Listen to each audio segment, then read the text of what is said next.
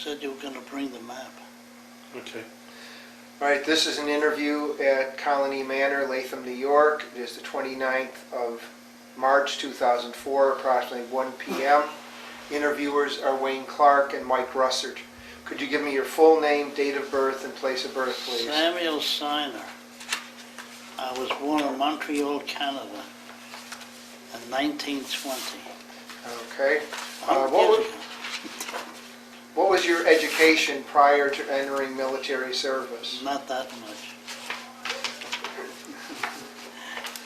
Well, I was forced into working when I was young. Is this the map you were talking about? Yeah, that's it. That's Yeah. You want to hold on to it then? You don't need it yet there. Yeah, I don't you know. can just put it on your lap. Okay, what was your educational background? Well, I wasn't able to go too far. I started to work when I was pretty young, about 13. When did you move into the United States? Oh, we came into the United States, I was about 3 years old. Where did you go? We went to the Bronx, Okay. never got out of the Bronx. All right, so your education then was in the Bronx. Yeah, minimum. Do you remember where you were and your reaction when you heard about Pearl Harbor? Oh my God. Where I was, I don't know, was I overseas or was I? No, you would have been, you didn't go in until October of 42. Oh. So This I was December here. of 41. I was here already. Do you remember any reaction to the news about Pearl Harbor? Something horrible. Okay. Now, did you enlist or were you drafted? I was drafted. Okay. And we went on maneuvers in the Mojave Desert. Okay, well, when did you go into service? Oh, Well, it said in the form you filled out October of 42. must have been. Okay. Do you remember where you went for your basic training? Yeah, I was in, where the hell was it? Was it Kansas? I don't remember.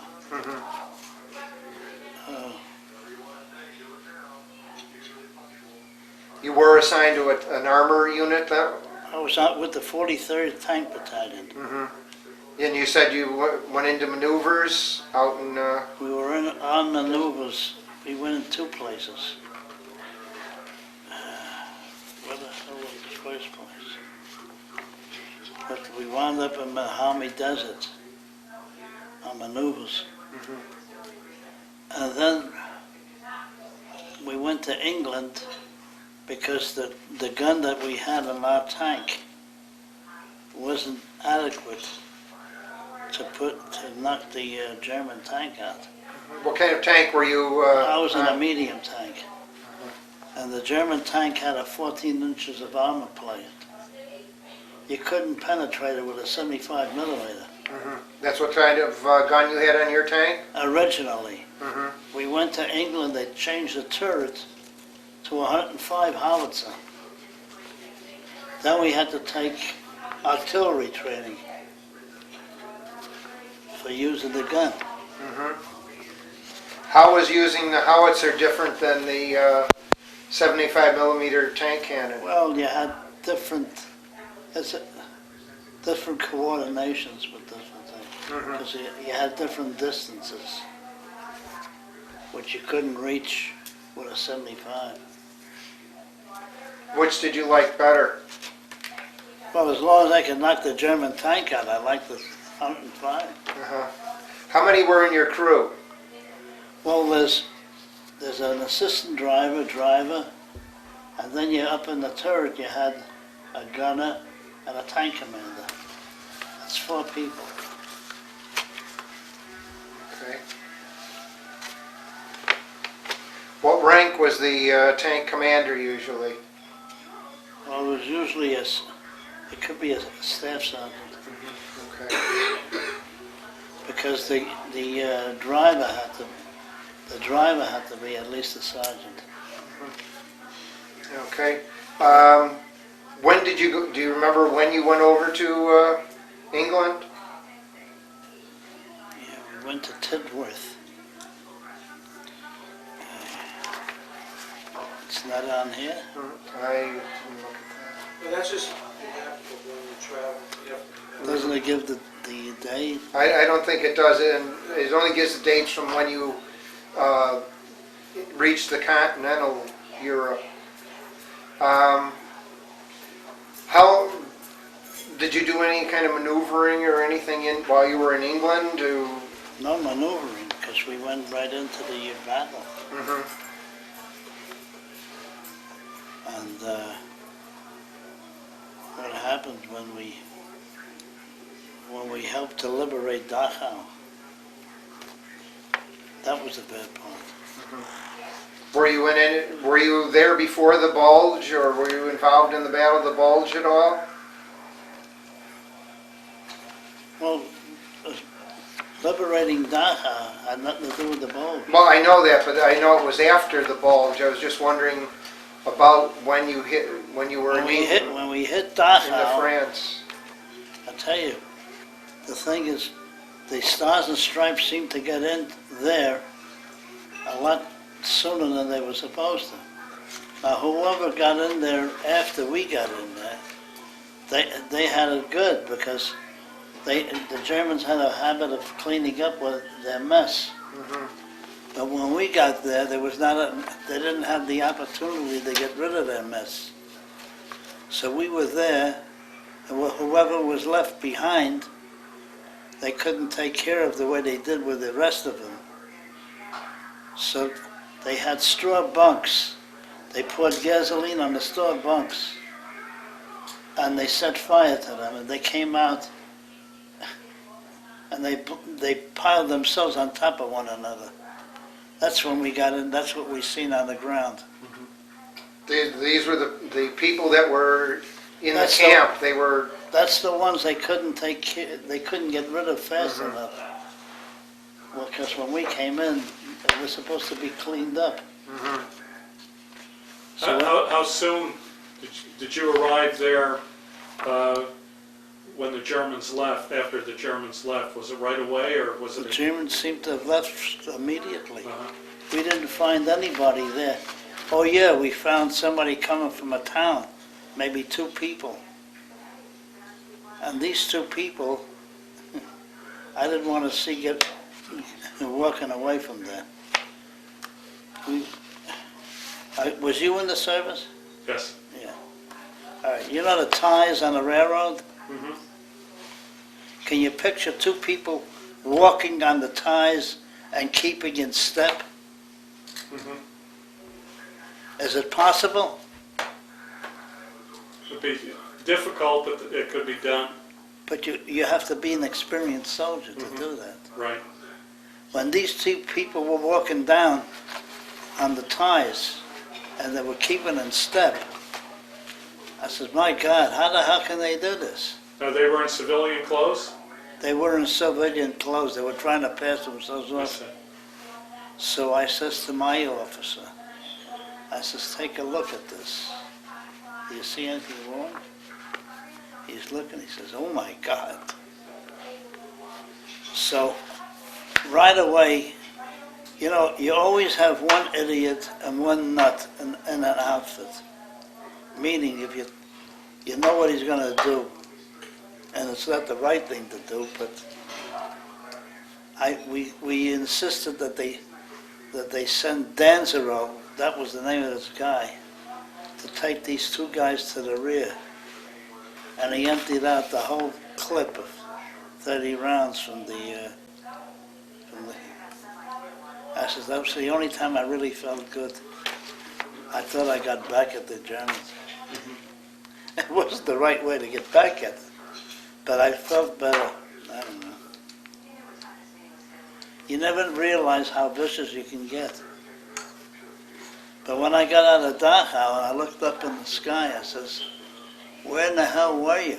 How do you allow something like this to happen? I couldn't sleep for nights. 2 months after seeing that, all right, they weren't moving, but they were dead. They piled themselves up on top of one another. And wasn't it enough that they gassed them? But they had to set fire to them. But they had enough strength to move themselves, and they went out in the open and they fell on top of one another. This is the part they couldn't clean up when the Stars and Stripes got there. They had it already cleaned up. They don't believe that this happened because a lot of these pictures were destroyed. It was too vicious even to show. Were there any of the inmates from the camp alive when you got there? Nobody. No one? This is what was the remainders. They set fire to them. They couldn't leave them alone. I don't know. Ay, boy.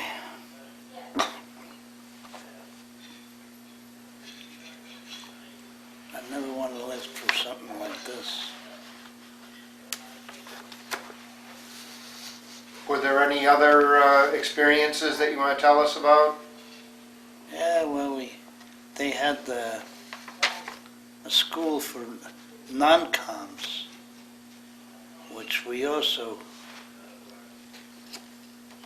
liberated. And there was one of them that was laid out in the open. He had a bullet hole in his chest. For some reason or other, I figured, let me see if I can help this guy. So I put his palm over the hole. And this way here was enough time for a medic to help him. Because if it's exposed this way, it's no time that you're gone. So his hand on top of over the wound helped some. And I told him I was a Judah when I did it. I don't know if he'll remember. I just want to let him know that I was a Jew that saved him. Tried to save him anyhow. And that's it. Do you know if he survived or? That I don't know. Now, when you went through Germany, did you ever encounter the Russians at all No. with your unit? No. We encounter some of the French, but they're two-faced. A lot of the French. Why do you say that? A lot of them turned, they went with the Nazis. They pat you on the back and they pat you and kiss you at the same time. I don't need that. The Germans told you that they were no goddamn good, they let you know. They didn't hide nothing. I don't know.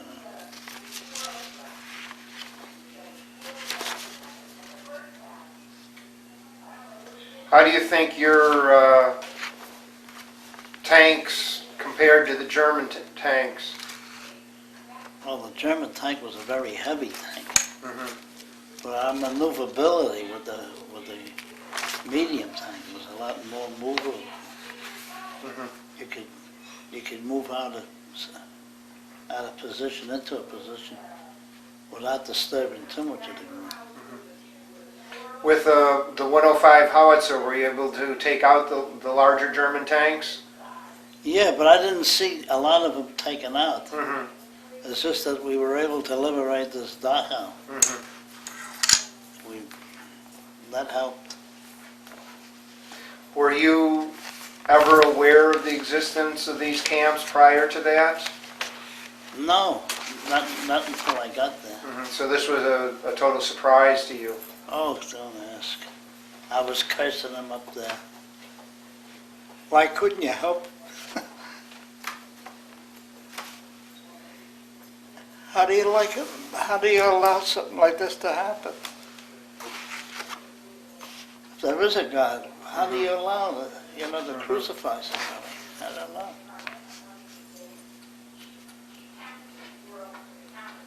What can I tell you? Now, your record says you stayed in Germany until 45, so you were there for some of the occupation? On the occupation, yeah. Where were you, do you remember where you were? That part I don't even remember. A lot of things I remember, a lot of things I don't. I had a mini stroke, so a lot of things I forgot. Now, when you went back to the States, did you go back as a unit, or did some of you go back on points? Do you recall that? They mustered me out because I had enough points to be discharged. And, that's all I can remember. Did you make use of the GI Bill after you were mustered out? No, I didn't. Did you ever use the 5220 club? No. Did you join any veterans organizations? Yeah, I joined the Jewish veterans, the Veterans of Foreign War. Did you stay active in those groups, or? I wasn't active, but I used to attend the meetings. Did you ever stay in contact with anyone that was in service with you? No. I should have. How do you think your experiences changed or affected your life? Obviously, seeing Dachau had an effect on you. Terrible effect. Couldn't sleep for months.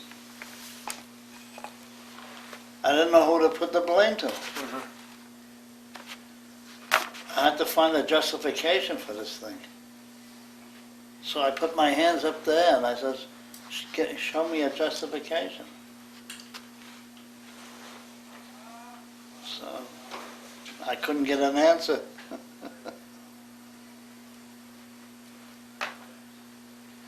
Did the being in the service affect your life in any other ways, do you think? No, I think it made more of a man out of me. No, it was an experience that would stay with you. But you had a chance to go through maneuvers. Louisiana, and from Louisiana we went to the desert. And that was a bitch. So we had Louisiana muds and Mojave Desert. Were those the first time you were really away from your family? Yeah, while I was in the service. Yeah. That must have, were you ever homesick at all, being in the South? No, I wasn't. I mean, I adjusted myself. I was the type of person that could adjust myself to anything. But the only thing was that I couldn't find a justification for that.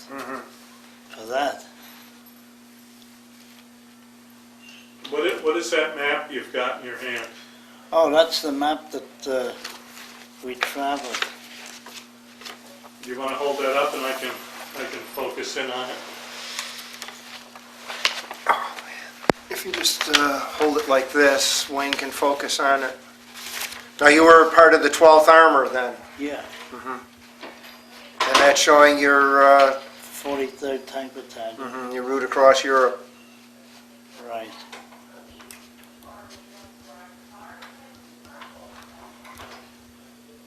Okay. I'll put this back in your folder. Were there any photographs in this folder? No. No, no. Okay. All right, well, thank you very much. Thank you. What, I forgot to ask you, being on a tank, the crew, what did you do on the tank? What was your assignment? I was assistant driver. Okay, so you assisted in driving, and what else did you operate any of the guns, the machine guns or anything? As an Only in assistant emergency if there was no gunner. driver? But most of the time we had the gunner was still alive. Mm-hmm. Okay. So the gunner and the tank commander was there. Now, did your crew have to do any repairs on the tank itself, or did they have a... In most cases we did. Only when we were in the States. Nothing happened when we were overseas. Oh, so you never had to do any repairs out in the No, field? no. But if something did happen, your crew was required to do some of the repairs? Yeah, you or- could take, well, we were able to take the sprockets off to change the track. Mhm. Did you ever have to do that? No, only in the States we did. But overseas we didn't have any of that. So your tank must have been pretty reliable then. That particular case it was. Did you ever name your tank at all? Not that I know of. You ever gave it a name, or... No, I didn't. Now, what kind of uniform did you wear? Did you wear a helmet at all, or You had to wear a helmet. did you wear the regular GI helmet, or did you have a special tanker helmet? No, we had a regular GI helmet. Oh, you did? Yeah. Uh-huh. Did you wear the tanker overalls, or... No, we were wearing a regular uniform. Mhm. Now, did you keep any sidearms inside the tank? Not that I can remember.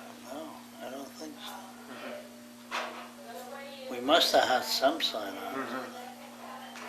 Did you ever carry a pistol? Oh yeah, we had a 45. Excuse me. Mhm. We used to call it a grease gun. Oh, the small grease guns. Yeah, that was the most reliable one. You could drop it in the mud, anything else.